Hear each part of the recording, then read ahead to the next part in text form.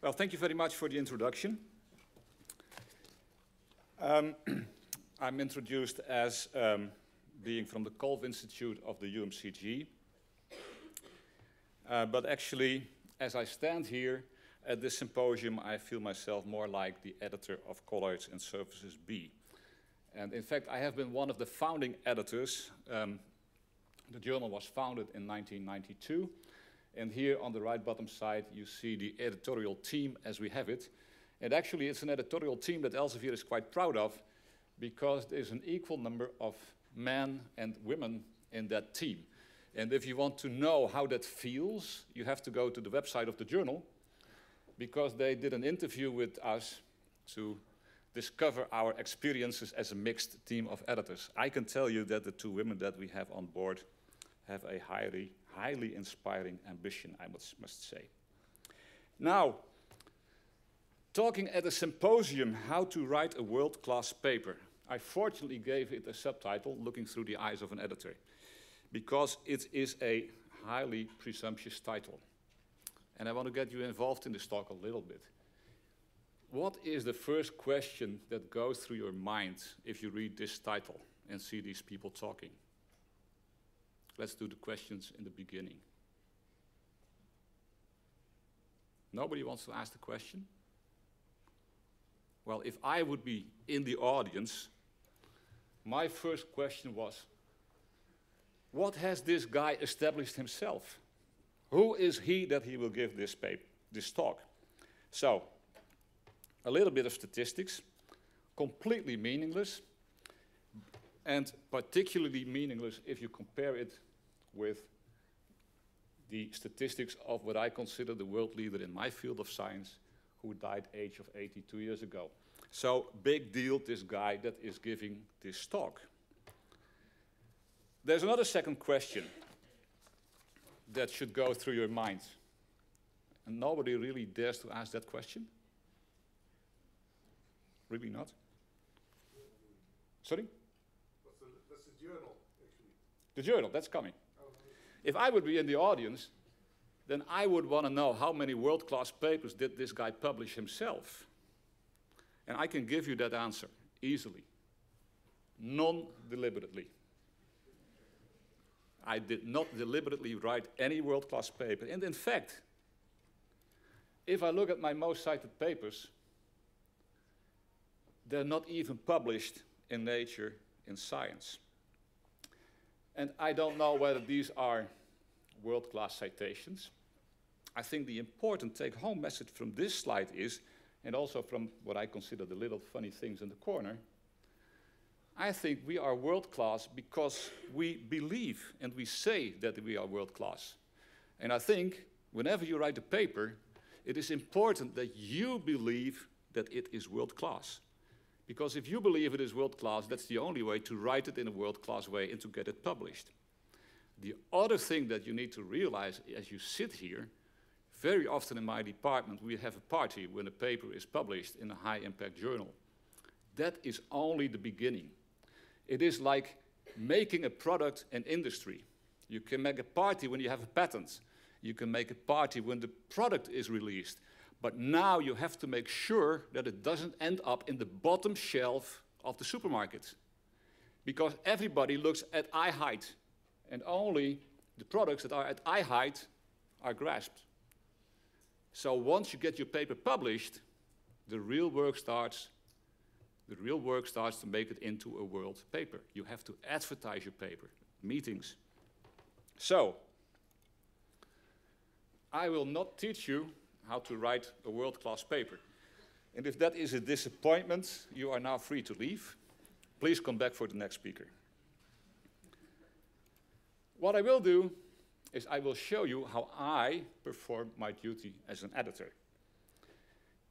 And I will teach you how to look at your manuscript through the eyes of an editor, with emphasis on an, because I cannot guarantee that every editor does it the same way. And when I wrote this, it gave me a sort of Dr. Jekyll and Mr. Hyde feeling, because at the end of the day, you will dislike editor Henk Busscher, because he is a rude guy. He rejects your papers without review. He writes at the bottom of his letter that his decisions are not subject to discussion. You can write him an email that you want to discuss his decision, and he will not answer. It is the only way to survive as an editor. So, as an author, I dislike the guy. The other thing is, as an author, I will not always write my own papers according to the instructions of editor Henk Busscher. I will violate my own rules as an author. For you, you already understood it, the message. Editor Henk Busscher is always right. Yeah? And in case my students and co-workers are in the audience, author Henk Busscher is always a little bit more right than editor Henk Busscher. So this is my disclaimer. Now about the journal, Colloids and Surfaces. This is the scope of the journal. And it's a very long thing, and I will not even read it. But the thing in the bottom-hand corner is important. That's a warning that they put on machines. On dangerous machines, they put a warning. Read and understand operator's manual before using this machine. There are lots and lots of authors who clearly never read the author's instructions to our journal. So please treat a journal as a dangerous machine. Read the instructions. Is what you want to write, does it fit in the journal? You don't believe how many papers I get that I can send back immediately because they simply don't fit. Now, how is this journal doing? Is it a world-class journal? I'm not quite sure. We are not yet Science. We're not there yet. We're not yet Nature. And what you see here is the journal impact factor over the years from 1998 till 2013. And Rob is here, and he is my contact at Elsevier, and he doesn't know this. But around this period of time, I decided for myself that I did not want to remain an editor of what I considered a mediocre journal. Of course, I know the impact factor is increasing and increasing, but they told me at Elsevier that the impact factor suffers an inflation of 10%. So if the impact factor doesn't increase more than 10% a year, you have remained the same. And I decided something has to happen, otherwise I will quit. And just for Rob's information, this is my target region. This is where I want to go as an editor for this journal. Now, what is the thing to do for an editor if he wants to increase his impact factor? Come on, guys. What is it? What is the buzzword if you want to increase your impact factor? Content? What did I hear? Reject. Reject. Reject. Reject the paper. Reject versus improve. In the old days, when everything was better, the idea of the reviewing process was to improve a paper. You could get 6 pages of reviewer commands. As a reviewer, you spent like 2 entire nights making your review. And the aim of the game was improve. And that was excellent, actually. But we publish so many papers, we submit so many papers, it's all become impossible. So you reject, and you hope that you reject the right papers. So what did we do? What were the first steps that we took to increase the impact factor? The biggest step, what helped the most, we got rid of the oh my god papers. What is an oh my god paper? You can already tell from the length. If you get a paper that is 50 pages, contains 14 figures, 6 tables, 20 conclusions, it is an oh my god paper. Because how on earth am I going to find a reviewer? So the oh my god papers, they typically have these ridiculous sentences. The results of this study show data that indicate that journals' impact factors increase with increasing rejection rates of manuscript by the editor. I mean, that makes for a terribly long sentence. It could simply be journals' impact factors increase, blah, blah, blah. Very simple. And that makes these papers go on and on and on and on. Very often, these papers are written, these are the first papers written by PhD students. In the introduction is what I call knowledge exhibition. Knowledge exhibition. Let me tell you this. Nobody in this world is interested in what you know. Nobody is interested to know what you know. Everybody is interested in what you're going to add to the existing field, to your field. What are you going to add to the data? But a lot of people that want to show, look at this. Here am I, first author, my first paper. Look at what I know. I'm not interested. Sorry. Lots of figures and tables. Combined results in discussion section. Oh my God, papers. We rejected them without discussion. Second biggest step in my mind is we enforced our identity as a journal. We were much, much more stricter with respect to scope and aim. Doesn't fit the identity of the journal? Reject, sorry. So we adhere strictly to scope and aim, and the third biggest step is, which is actually also my biggest frustration as an author, to be quite honest, rejection. My record was rejection of my paper in 2 minutes. And then the editor dared to write, after careful reading and consideration.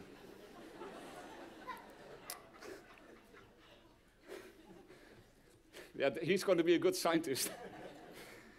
So, but back to serious. Do you all, who thinks that an editor reads your entire paper? Nobody. Indeed, it is impossible. Even if you only receive 400 papers a year, like I do. And I say only.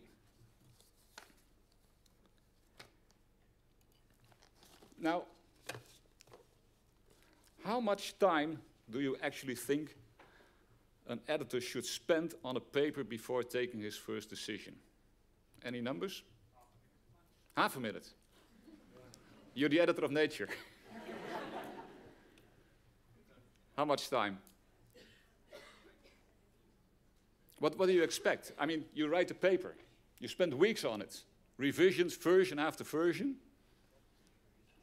You have some expectation on how serious this guy is going to take your paper. Well, I can only give you my statistics. It's a completely overheated system. There are far too many papers being submitted, and I take like 15 to 30 minutes for my first decision. And do you believe that I understand all the papers that I handle? No, definitely not. You can say I'm a physicist, I should, and maybe I should, but we should all realize that these fields of science have become very, very, very specialized. It's like in UMCG, if you go to an orthopedist and you tell him that your ears are aching, he will say, well, I know nothing about ears. And yet they're all doctors.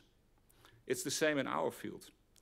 So that is one of the reasons why, as editors, we try to get specialized editors, topic editors. We started out with regional editors so that the guys from Japan submitted their papers to Japan.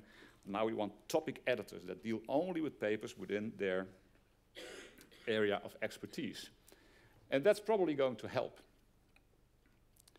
And the conclusion of everything that I'm trying to tell you here is that initial editor decisions are largely intuitive. And when I came to this conclusion, I thought, my God, is this really acceptable? Then I Googled intuition, and I got this famous quote, "The intuitive mind is a sacred gift." And considering the guy that wrote it, I felt good about it.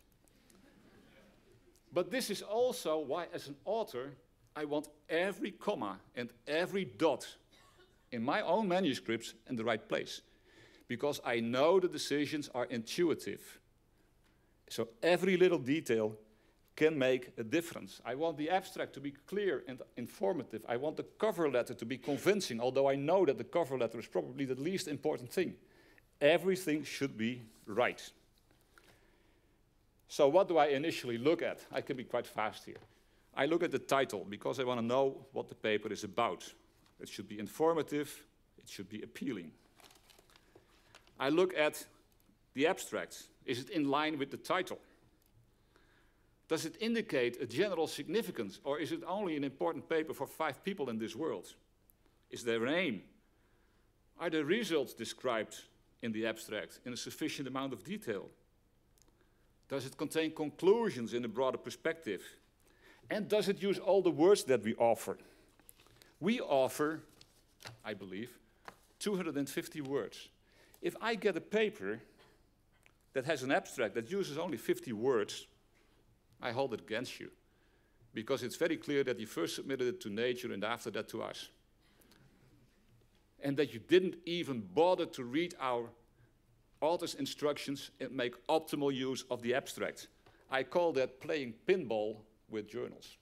And I hate it as an editor, but also as an author. So introduction, we talked about it. It should not be knowledge exhibition. It should identify gaps in the current literature. It should explain an urgency, the urgency that there is in this world to fill that gap. And it should have a clear aim. Basically, the introduction is a value proposition to the field. In industry, they call that a value proposition. You write your value proposition to the field. And you write a value proposition to the editor. And if I don't see the value, your paper is dead. So a very bad aim, for instance, is to make an inventory of authors' responses to rude editors. That's a bad aim. It's not exciting. The aim of this study is to study. That is l'art pour l'art, as they say it in French. A good aim is to find a relation between. Because if your aim is to find a relation between, it indicates to me that you may have been in search of a mechanism. And mechanisms is what I want. What don't I look at? I don't look at materials and methods, not at the initial stage. I leave that entirely to reviewers. Figures and tables, clear, standard deviations, explanations. Do they present the data in the way to suggest analysis of mechanisms? Very important to me. What I don't like, table 1 presents the editor's rudeness for different journals. Table 2 presents the impact factor of these journals. Not exciting at all. What is exciting is to present it in the graph, where on one axis I have the rudeness of the editor, and on the other axis I have the impact factor. Because if you do that, it suggests to me that you're after a mechanism.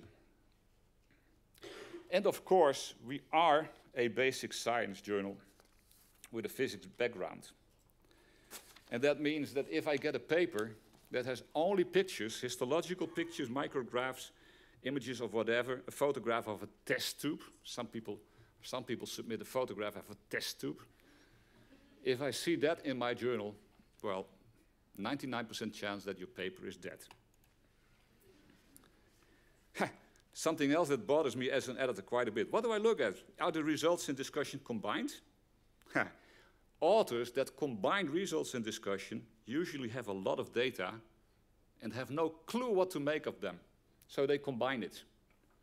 Or they have very, very little data.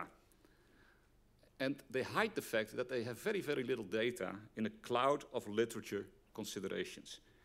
What I want to see clearly is what do the authors add? And that is the results section. And I want to know how it fits in the field and how it forwards the field. And that should be in the discussion section. Don't mingle it up. Now, if in doubt about the suitability of a paper for my journal, I consult the references. are the majority of the references to our competitor journal in the field.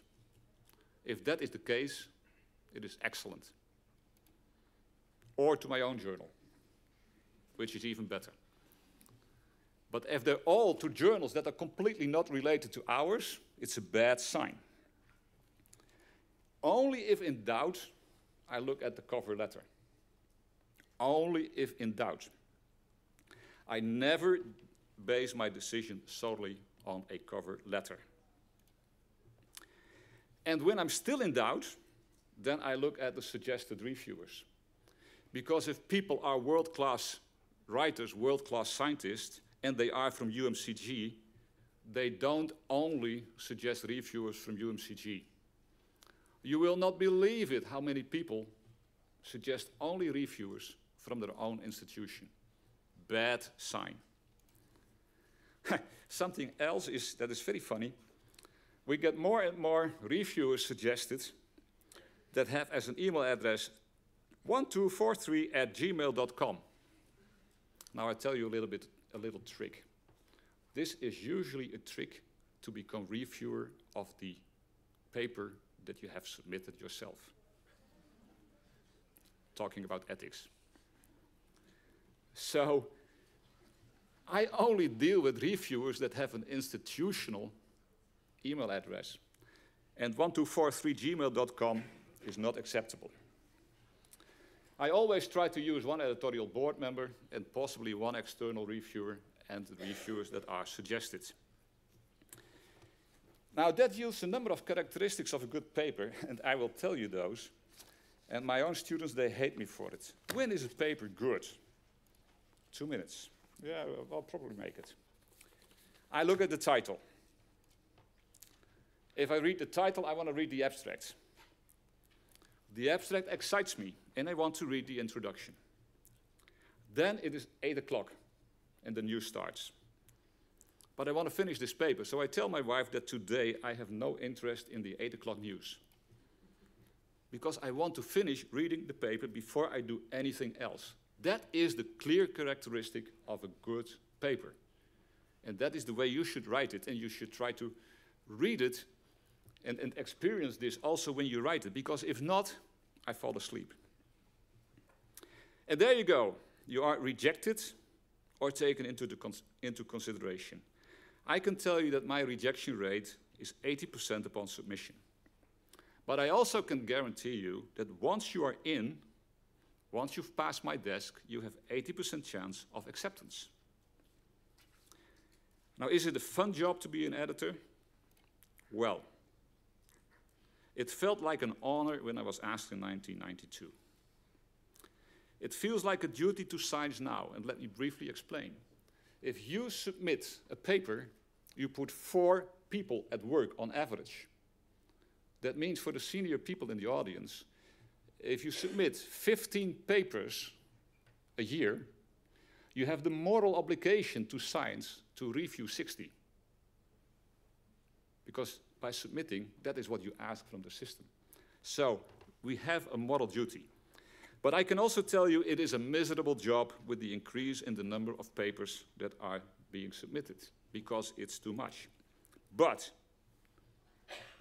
in my position, being an editor, it forces me to keep reading papers. It teaches me what is behind the scenes in publishing, and it gives me a great network. And the biggest reward is what lately happened to me. I was contacted in person, unfortunately, by a young author that said, well, you want me to change all these things, but I can impossibly do it because I need at least 1,000 words extra. So can you give me these 1,000 words extra in my manuscript? Well, you know me a little bit now, the answer was no. I met him a couple of months later and he said, thank you very much, because you really forced me to go so critically through my paper and cut down the words, and I really believe you stimulated me to make a better paper. So that is actually the biggest reward. So, how to write a world-class paper? I teach my own students never to have more than 3 take-home messages, because otherwise people don't remember. My take-home message to you is, if you want to write a world-class paper, try to realize how editors think and work when you write your paper. Thank you for your attention.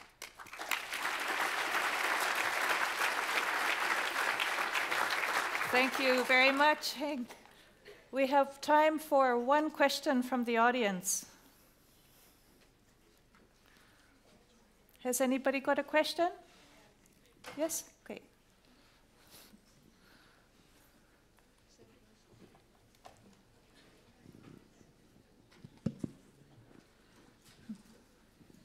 Well, this presentation was entirely based on the perspective of an editor for the submitted paper.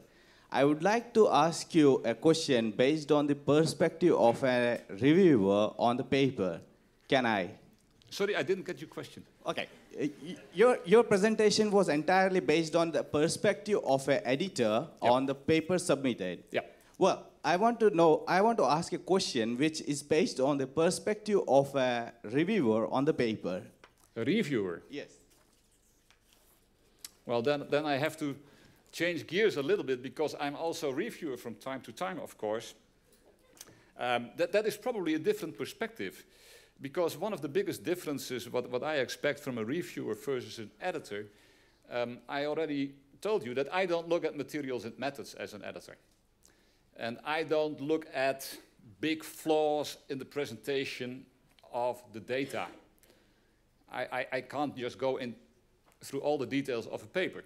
So for all these different things, I have to rely on my reviewer. So the perspective of a reviewer goes much deeper and much more into the details of these things than when I look at it as an editor. So I expect that I don't expect my reviews to say, well, this is within the scope of the journal. That's my decision. But I expect my reviewers to tell me this is sound from the first page till the last page. Does that answer your question? Somewhat, yes. Okay. So, thank you very much, Henk.